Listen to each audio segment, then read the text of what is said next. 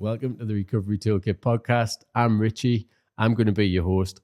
Throughout the series, we're going to talk to a range of different people who will give you tools and tips to help manage your recovery. The podcast itself is being brought to you by Epic Restart Foundation, who are a national charity who support people to rebuild a positive life after gambling harm. So today on the podcast, I'm joined by Peter De Silva. Peter, I think we've known each other a few months now, so I know a little bit about your story, but not a great deal. And if I'm brutally honest, you inspire me. Wow. Like, you inspire me. What I know about you, how you've just took stuff in your stride is massive inspiration to me. That actually, I think one of the things you said was I'll just give it a go. And I love that. I love that. And after that, I just thought, I want to see what he's been given a go, and that's why I've kind of asked you to come on the podcast. Because I honestly do believe your story is inspirational. So I think people will get a lot of hope. They'll probably get a lot of identification with some of the stuff you say. But yeah, welcome to the podcast. Thank you. I think where I would love to start is, I don't want to go delving into your past, but I think it's good to try and set the scene a little bit. So do you just want to tell us a little bit about, your childhood into the chaos a little bit, but then how did you end up coming to be in recovery, really? Yeah, well, thanks for having me. A little bit nervous, not going to lie, but like you say, just dive in and see what happens. So I come from Middlesbrough. I think addiction doesn't discriminate. That's what I absolutely know. So I didn't cut, my dad had a few quid. I went to private school. My dad's from South America. I've got a lot of family who live in Barbados. That's where I used to go on holiday and that, Middlesbrough. We had our own house. Our dad bought his own house and all that. He had his own business. But my mum passed away when I was 11. And I believe through doing the therapies and the work on myself that I've done, I think my mum passed away when I was 11. 2 weeks later, I started smoking weed and drinking alcohol at 11-year-old. And then I didn't stop using drugs. Like, a progression of addiction began in my life, and I think the trauma of my mum passing away, that's what kick-started it. And I started using weed and drinking alcohol, and then I was smoking weed every day. Then I started getting kicked out of all the schools. I would go to all the private schools. Like, I wanted to go to all the schools with my mates, the normal schools, and our dad wouldn't have it. And then when I got kicked out of all the private schools, he was like, right, you can go back, you can go with your mates. But them schools wouldn't have me anymore because I was going over there fighting all the time and causing havoc. So at the end of it, I wasn't allowed to go to no school, so I'd have to go to special units. And as this is happening, I'm just taking I'm just going through the menu of drugs, I'm going through all kinds of different drugs. And we always would look down, like, I had a little gang in Linthorpe where I lived, and we'd always look down on heroin and crack addicts, and we'd never take them drugs. We'll take everything else, but we'll never take them drugs. And this one day, I've seen me mate, and he'd stole loads of crack cocaine, and it was that long ago. That's what it was, in a video case, and he opened it up, and there was loads of crack in the video case. And for some reason, I just said, "Give me a go." And that decision there was about to change my life for a long time. And I had to go to the crack, and then I started smoking crack every day. I started sneaking off away from me young pals, my little gang that I was in. Then I started feeling ashamed of what I was doing, so I was getting further and further away from them and more involved in the crack cocaine and the TS1 area of Middlesbrough. And then a year down the line, I tried heroin, and bang, that was it. I was on heroin and crack. I was living in one of the most deprived areas of the UK. I was a heroin and crack addict, and I was 18. Things weren't looking good. Things weren't looking good for me. And then it just progressed fast. It progressed fast where I started committing some serious crimes to feed my drug habits. I ended up going to prison when I was 21. In 2003, I went to prison when I was 21. I got 4 years for a street robbery. I thought things might have changed there, but it clearly didn't, obviously, and I just used drugs in there. Then once I'd seemed to go to prison, I couldn't seem to stay out of prison. Then I ended, like I always said, I wouldn't inject. I started injecting, and I wouldn't inject in my groin. I started injecting in my groin, and things just got really dark really fast. And in 2017, like, my family supported me a lot. I have a lovely family, and they supported me a lot, my dad and my sister especially. But it just got too much for them, and they kind of just had to let me go. And it was probably the best thing that they ever did for me, and I ended up homeless, street homeless in 2017, like really homeless. Where I was sleeping on the streets and I wasn't allowed in any hostel. Like I would cause loads of trouble. I got slashed outside of one of the hostels in Middlesbrough in my face, I was bad out of all the hostels. I was sleeping rough on the streets.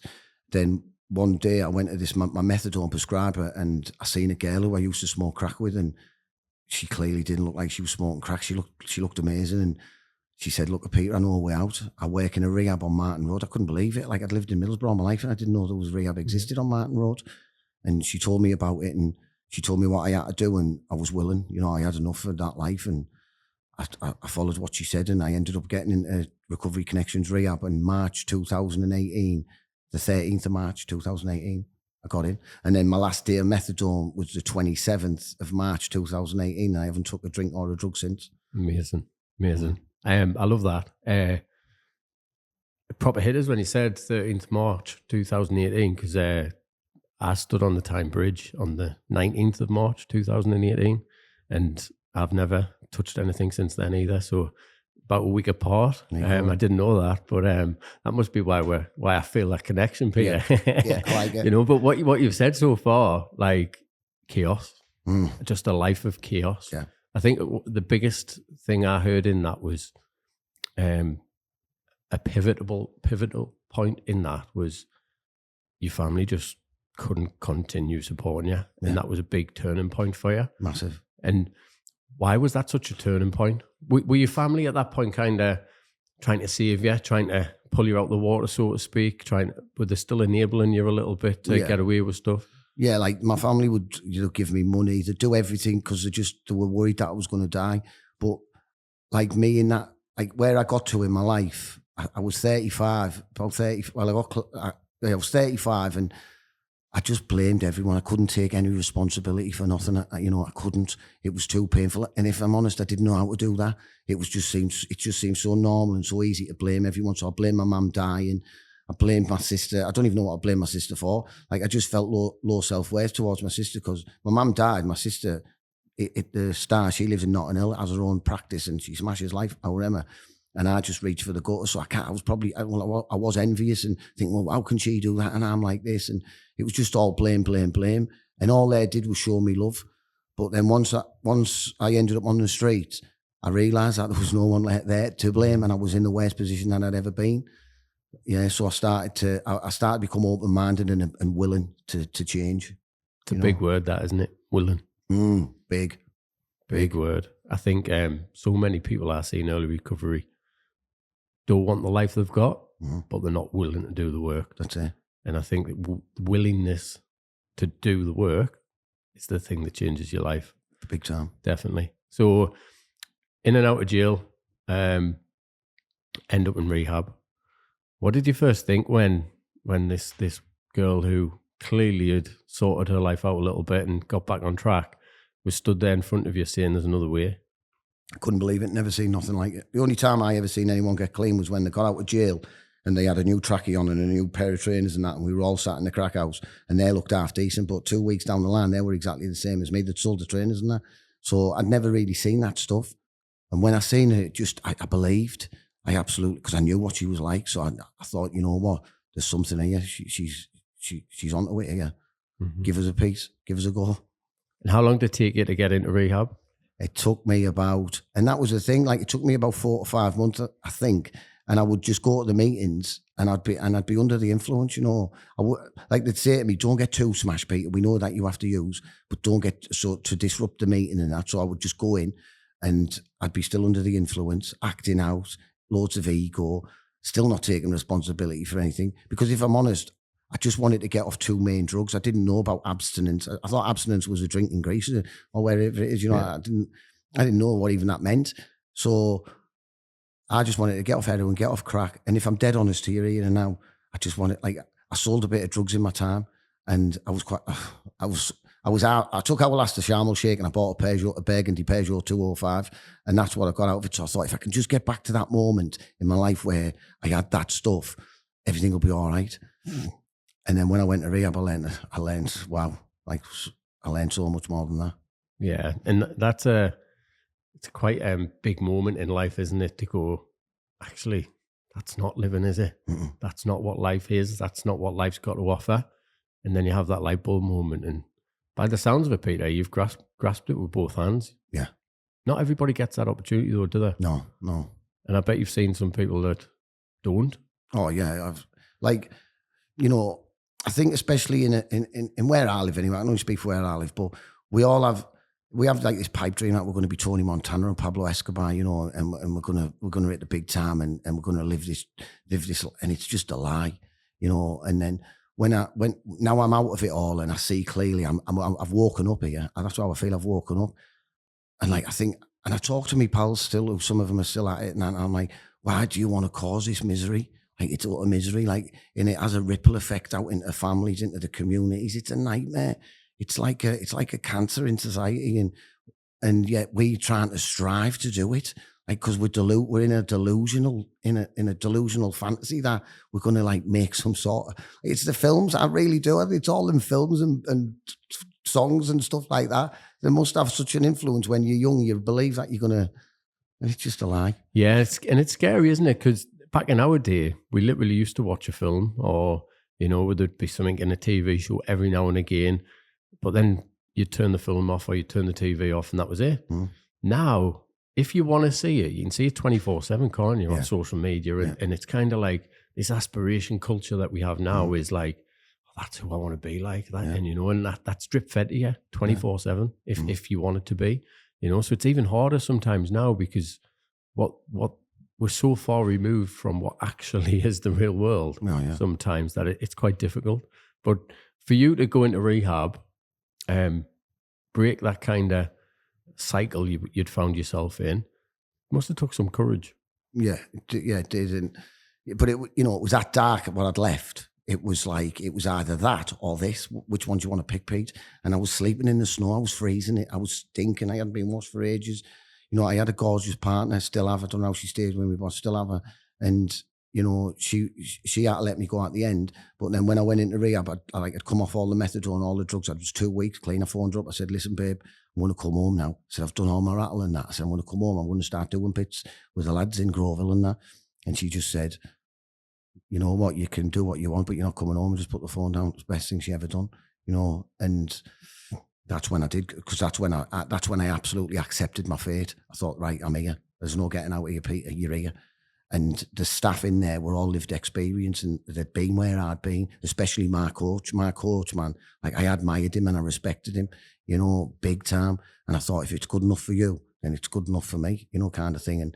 And all he did was guide me and direct me and love me. He loved us, man. He didn't judge us. He loved us and he loved me back to life. And he's one of my best pals now. I call him my spirit guide. I'm with him all the time. I think there's a few things you mentioned in that's really important. Lived experience. Yeah. That lived experience offers you hope, offers you, inspiration a little bit, and also somebody that's a little bit further ahead than you, just to show you the path. Yeah. You mentioned that he was non-judgmental. Yeah. How important is that? Oh, massively, because I suffered terribly with shame. Not only what I'd done, but what I looked like, how I smelt. I smelt. I was in a bad old place, and he didn't say to me, he showed me love, cuddled me, Yeah. Amazing. After rehab, how long were you in rehab for? So I was in rehab for 5.5 months, and then I moved back, because by being in the rehab, I started to mend my relationship with my partner. My little girl would come and see me, and then on the days I was allowed out, we'd go to Whitby on the boats, and it'd just be beautiful. And I was clean for the first time since I was 11, and it was all new. It was like I was just born again. It was crazy. And me and my partner said, she said, of course, I love you and I want you back home with us and that. And I told her my plans about college and stuff like that. And she was like, right, let's. So she come and picked me up. That was a good day.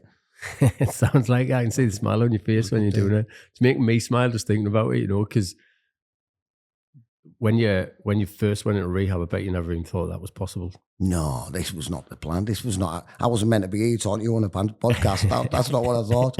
And it's only 6 years ago, isn't it? 6.5 years ago, yeah. And I think that's like, it's a proper beautiful message for people listening. Is like 6.5 years ago, you went to rehab.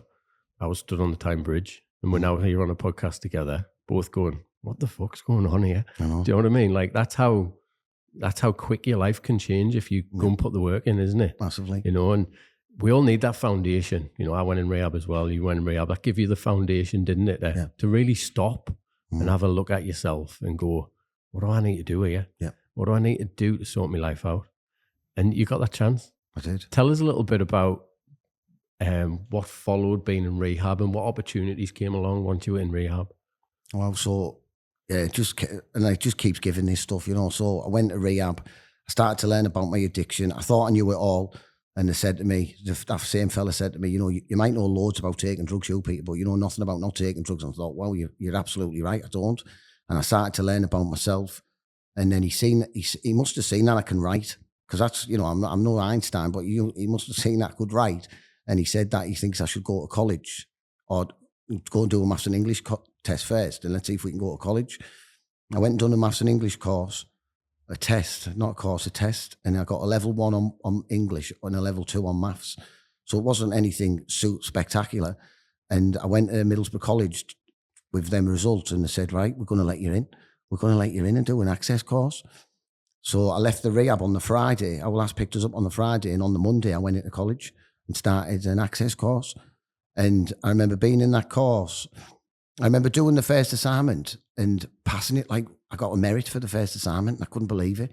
And it was just really about you read through and then you critically analyze. I was like, wow, what does that even mean? You know, but then when they say it, it's just like finding the pros and cons of whatever that's saying. You know, let's break it down in simple terms. And I was like, right.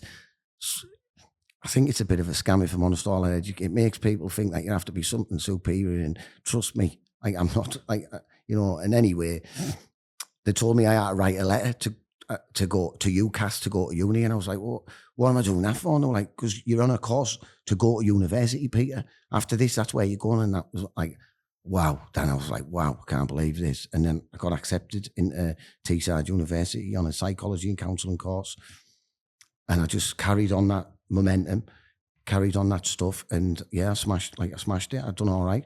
Got a 2-1. I graduated with a 2-1. Well done. Couldn't believe it. Got a degree, and I got kicked out of school at 14. It's amazing, isn't it? Mm-hmm. Throughout all that time, so that's like a 3-4 year period. 3-4 years. Yeah.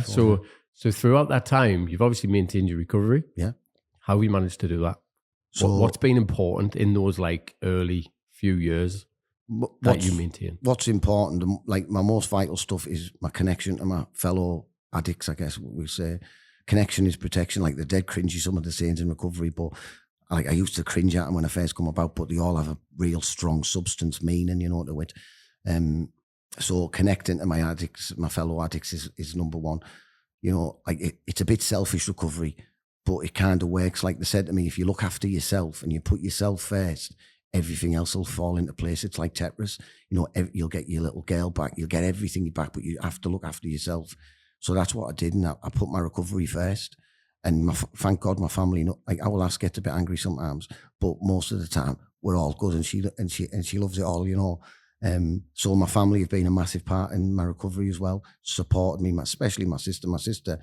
You know, my sister's always looked after us, you know. And then my partner, she's been supportive, and all my family. And then Recovery Connections, you know, I found Recovery Connections, like I said, in 2018. I've never left. Why would I? You know, I never want to leave. I love this place. It's unbelievable. Yeah, and it's full of lived experience, isn't it? Yeah. It's full of people that have been on a similar journey. It's kind of like your tribe, isn't it? It's my tribe. I like that, yeah. Yeah, and I think it's important we find that. But what else you had, you know, which a lot of us don't have, is that supportive network from your family and your partner and all that. And to maintain that and to rebuild that relationship, what did you have to do that, Peter? Because I can't imagine that was easy at times. No, that wasn't easy. So what I had to do was I had to own all what I'd done. I couldn't like lie anymore. I couldn't manipulate. I had to stand and own what I'd done and not say sorry, because all I ever used to do was say sorry. I had to like make an amends with action. So so they said to me, you know, trust is not given, trust is earned. So I had to start earning the trust. So, like, for instance, I never knew how to be a dad. You know, I love my little girl a bit, but I never knew how to be a dad. I was that selfish and consumed in addiction and me. You know, I bypassed my little girl, and what they told me was consistency's key here. So at first, all you're going to do is go and pick your daughter up at 3 o'clock, no matter what. No matter what, you're picking the daughter up at 3 o'clock. There's no excuse. So I would start by doing them little things. And over long periods of time, my little girl started to trust me. She knew I was going to be there at 3 o'clock, no doubt. And then that was like the common theme throughout my family. I would just have to put action in, remain consistent, remain humble. And, you know, my dad passed away in 2021. I robbed my dad blind, you know, in my addiction, robbed him blind. And in 2021, when he passed away, I looked after him. Before he passed away, COPD, I became his carer. I would wash him, I would shower him, I would cut his toenails, I would wash his hair, I'd cream his skin, I'd cook for him. He seen me buy my own house, he seen me go to uni, he seen me get 3.5 years clean. And we had some really intimate conversations, and he would say stuff like, you know, so I'm so proud of you. You know, and I'd say, Dad, I'm so sorry for all the money I've stolen. He'd like, son, I'd give you double that to see where you're at today. Like, it was just so relevant to him. So it showed me how much he loved me, and the money was meaningless to him, which was very special for me. And, you know, and I got to make that. I got, like, that's the biggest gift this has ever given me. You know, our dad passing away in 21, saying, and at the end he said to me, you know, he said, I can leave here now knowing that you can look after yourself. He said, that's all I've ever wanted. That was my biggest fear. What's going to happen to you? Because all my sisters are flying. But no, I'm all right. You know, I'm looking after myself. I'm independent. Yeah. What's it like sitting there saying I'm independent? Well, it's powering. It's powerful. You know, it's absolutely powerful. It's a big message in that as well, though, isn't it? To yourself. I can stand on my own 2 feet. I can do this. But you can't do it on your own. No. That's the thing, isn't it? I think that's the message I'm hearing is being surrounded by these people, being in this tribe, having this community. That's really important to you. Yeah. What do you think? What else is important, Peter? Like, when you say that, I've got to be careful, because sometimes I can start thinking I have done all this on my own, and, you know, I've got to be mindful of my ego. I've got this ego that really, the truth of the ego wants to destroy me. There's nothing beneficial in my ego. You know, it's a detrimental thing to me. So I have to keep check of that, keep humble, and know that I can't do this alone. You know, this is a we thing. And what we try, like, so, shall I talk about the book? We'll come on to that in a bit. So, but like when I get like opportunities, I put me mates onto stuff. I'll put all my pals onto it, and I don't want nothing from it. Like, back in the day, if I lent you £1, I want £2 back tomorrow. And there was always an angle and a motive, where today I don't do it for that. I just do it to help me pals. I love to see them happy. I love us all to eat. Like, you know, I love us all to live the dream. It's a different life, that, isn't it? You know, I think wanting other people in life to do well, isn't something that you probably had in the years gone by. Because it was all, well, why can't I? Why can't I? What about me? And I know where you want to go about the book, but we'll come on to that in a bit. So you come to the end of you're coming towards the end of your degree. Yep. What opportunities were presented to you then?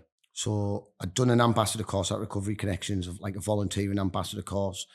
Recovery Connections kept us around, loved us, and thank God for them. Then on my 3rd year at uni, I started to believe that I could do. You know, I'm all right here. I'm getting by here. I'm passing. I'm getting good grades. I'm getting firsts on a few assignments. I'm getting 2 1s, and so at that time as well, Recovery Connections offered me a job as a harm reduction worker, a lived experience harm reduction worker, which had never really been done in TS1 before, and they told me that I could make it my own. So I took the job part-time. I was at uni as well. I'd never had, like, the money. I had loads of money then. I had the uni money, I had the work money. I was living the dream. But then I was also passionate about the job I was doing. I was going out on the streets of Middlesbrough, like, trying to support and help me mates, really, because they were all my mates. You know, I'd go out at 4 o'clock in the morning and do homeless sweeps with the homeless team, rough sleep accounts and stuff like that. I'd give out needles, clean needles, and give out, like, I'd naloxone, administer naloxone. I'd train people in naloxone. I trained Middlesbrough police. I trained about 300 Middlesbrough police. You know, they were my enemy at one stage. That showed me how far I'd come. You know, when I could stand in a room with Middlesbrough police, and some of them were saying, "Hey, I remember Peter would kick his door in, and, you know, and we were all right, you know, and I didn't have no bad feeling towards him, because I absolutely understood. I woke up, like I said, you know, I understood. And yeah, the opportunities were coming thick and fast. I even got a job with the Royal College of Psychiatry, and I was going around the prisons in the country. They flew me out to Ireland I went to a prison called HMP McGilligan in Belfast. No, Londonderry. They said to me, call it Derry. Don't call it Londonderry, Peter. Call it Derry. Anyway, I went to a prison there. They flew me out. It was mint. They give me like £150 for my tea. I was sat in my tea ends and my trackies in this proper fancy restaurant eating fillet steak, and that was mint. So, I've had the opportunities are endless now with me. We're on this podcast, another great opportunity. Do you know what I love about that is like how humble you are with it. And I think that's important, isn't it? That you maintain being humble and the opportunities that get presented, because when you're not, the opportunities dry up, don't they? I think going back to like recovery connections, getting a job, was that your first real job? That was my first real. Like sometimes I feel like an imposter, and then sometimes I say to Dot, it's like Dot's the gaffer, and I'll say, I can't believe I get paid to do this. It's mad. But like I would work on building sites. I tried a bit of tiling in my day. I'd done a bit of tiling. I hated all that though. I hated it. Well, if I'm dead honest here, I'd do them sort of jobs, and I'd go in the porta cabins and smoke a bit of heroin because I thought I deserve a treat now. After shoveling all that for 2 hours, it wasn't me. I didn't like it. This, I'm actually doing something. Like I wake up every morning, and it's like I'm going to just live a great life, and I'm getting paid. Yeah, it's amazing. And the job you mentioned, harm reduction, like obviously at Epic Resale Foundation, we support people in recovery from gambling addiction. Harm reduction is one of them things that was like, should we do it? Should we not do it? But how important is it in the world that you work in, the drugs and alcohol space, that exists? Oh, it's massive. If you're dead, you won't recover. That's and that's what we're trying to do. We're trying to keep people alive, so maybe one day they do recover. Because we help with blood-borne viruses. Like we've got a big hepatitis C epidemic going on in our town through shared equipment. So if we're giving out clean equipment, that lessens that. We try and educate people on how to inject safely. So like don't use the pin, like the needle, over and over again, because it barbs and then damages the veins, which causes ulcers and all kinds of, like people are getting their legs amputated and the arms amputated through this sort of stuff. We administer naloxone and actually do save people's lives on the spot. Tell us what naloxone is. Naloxone is it reverses the effects of an opiate overdose. So there's been many times I've been out on the street, seen someone overdose in the town, and I've had to get a naloxone and inject them, and it wakes them up, give them to the ambulance, and like I don't know how humbly you can say it, but I saved a life, man.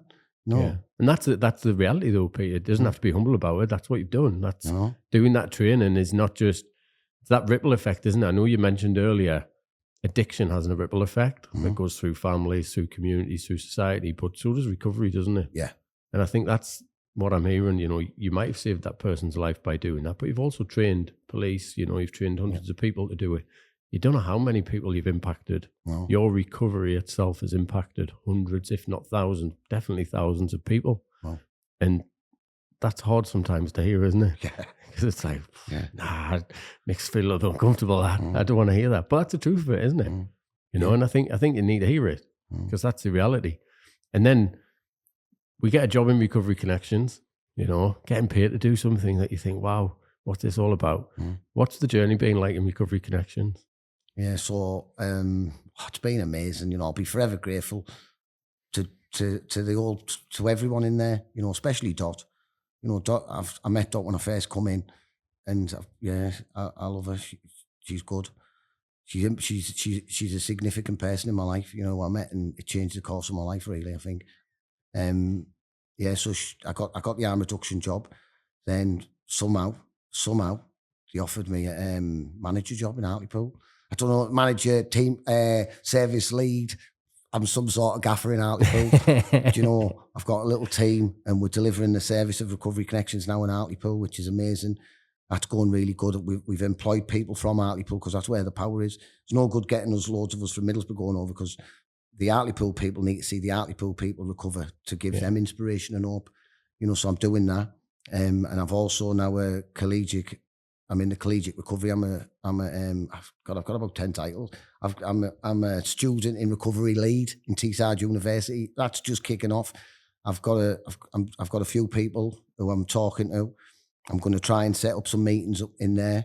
I'm actually taking a student tonight to a mutual aid meeting. I'm going to pick him up tonight at 6 o'clock and take him. He's my first one.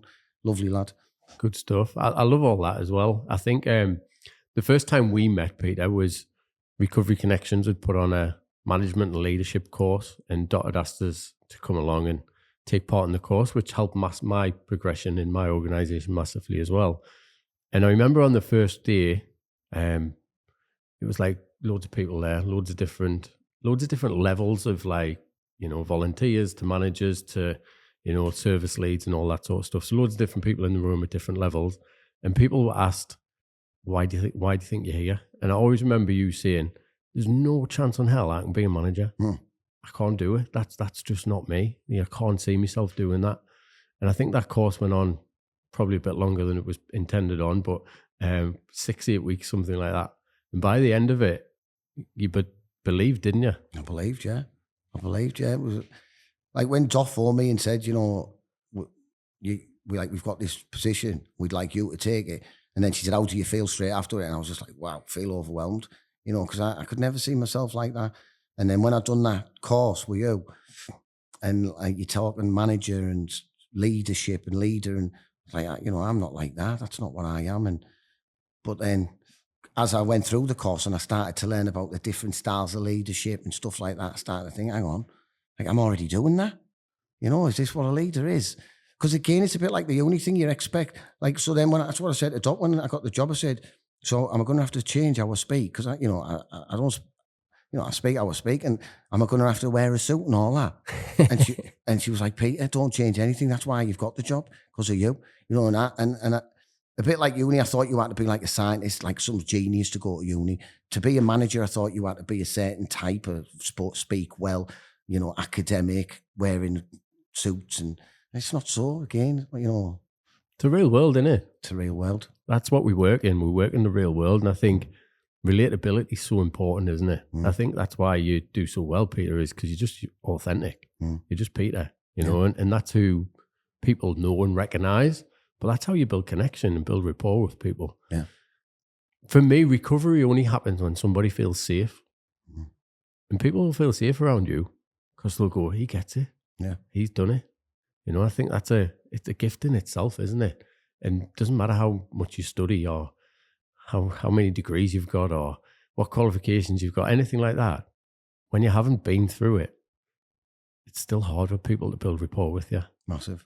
You know, and I think that don't ever discredit what you've been through and the impact that that's had, because you are the expert, you know, and it doesn't matter what paper you've got, but also you're academic as well. You've got a 2-1 degree, you know, and you're also a published paid author, as you told us earlier. Yeah. What was that like? Published paid author? What does that mean? Obviously I know what it means, but you tell us that journey. Can't believe it.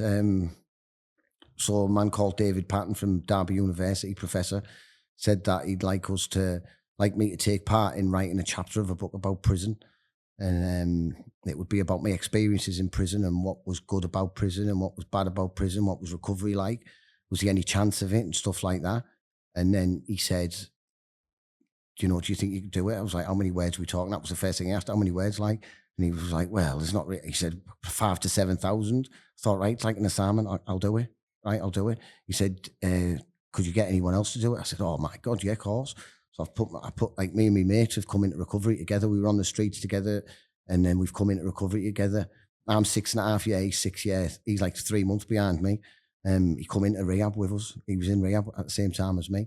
So I got him to come and do the book as well, and we both finished it. We helped each other, and we both finished it, and we've done our story.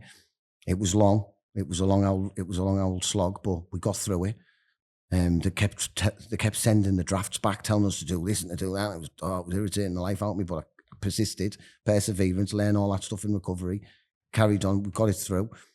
Then we met him a few weeks ago, and he said that we're like, it's all been edited. We're going to be in a book, paid published authors, and we're going to get paid when it comes out, and it should be coming out in March.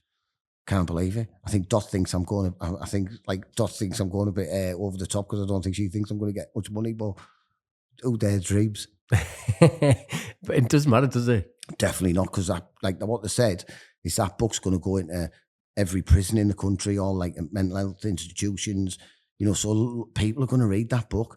And, you know, I know what it's like in prison, you know, especially like I used to do a lot of time in solitary confinement, mate. And all you can do is you get the books and you read, and, you know, someone reading a book down the block and reading that, and it might give them a little bit of hope, even just to think, wow, look at him. I might be able to do that. I'm going to check that out when I get out of here. That's enough for me. You know, it's happy days.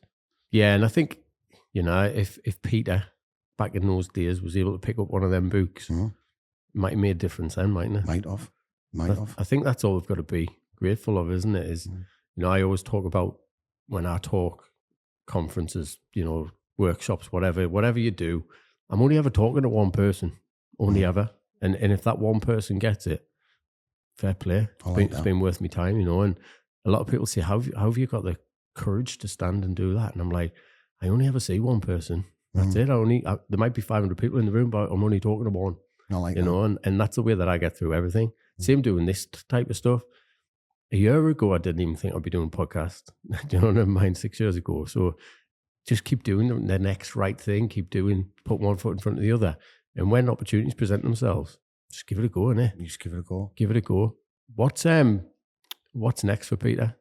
Well, so I'm going to try and get this uni thing, this collegiate recovery stuff off and running. Hopefully we'll do good at that, help some people. What my vision is, I'd like a little recovery community in Teesside University who aren't scared of stigma and scared of like getting honest about their lives and stuff like that. I'd love that. Just being a good dad, you know, me and my little girl are the best pals now. It's unbelievable. I love her, you know, unconditionally. I understand what that really means now, you know, so she's really important to me, massive. Just my family, and just keep on trying to help people, trying to do, like you said, I absolutely believe if you keep doing the right thing will happen. So you just do the next right thing. You know, listen, I'm not perfect either. I make mistakes. You know, I get stuff wrong. I got it wrong the other day in my job, and my boss talked to me about it, and I talked to Dot, and it's a mistake, and I'm going to rectify it next week. I'm going to go and see the person and own my part, and, you know, so. Big steps, isn't it? Big steps, owning up stuff. Big steps, yeah. I think something you mentioned there about on college, like stigma attached to addiction, the stigma attached to getting into recovery. Yeah. Obviously, years gone by, kind of the only places that were available for help was like Gamblers Anonymous, Alcoholics Anonymous, Narcotics Anonymous, and that's all well and good. And Anonymous has its place, but how important is it that people speak out? Oh, it's important because, you know, like you said, it's really good anonymous people get to keep the anonymity in them sort of places and live and recover in that. But, you know, there's masses out there. I see hundreds of out there who are suffering on their own, isolated, and they're not getting the message of the mutual aid fellowships and the anonymous places. That it needs to be more publicly available, I think. That's in my humble opinion. Yeah, and that's what you're doing now, Peter. You're sharing your story, which I'm sure becomes somebody else's survival guide in the future, you know, and some of the stuff that you spoke about today is just a way for people to, and a way into recovery for people, isn't it? Yeah. Something we always ask people on the podcast, Peter, is what's 3 to 5 things in your toolkit that you use to keep yourself, you know, on the right path? Yeah. So 3 to 5 things. So the first one's got to be connection. You know, I've got to connect to my people. But a lot of stuff goes with that. So I've got to get honest. I can't, you know, I've got to be honest about where I'm at. So if I'm thinking about if I'm thinking about doing something that doesn't sit right with me, get honest and talk to a trusted person who, you know, in my little circle. What I found was if you try and keep loads of people happy and have loads of friends, it's hard work.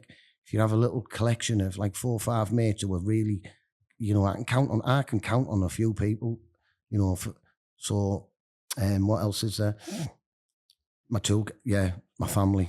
My family are a big toolkit. Like you said, I'm fortunate to have that and all that. I'm grateful for that, you know, I really am. I try and do the right thing by them. Having a purpose is another massive thing.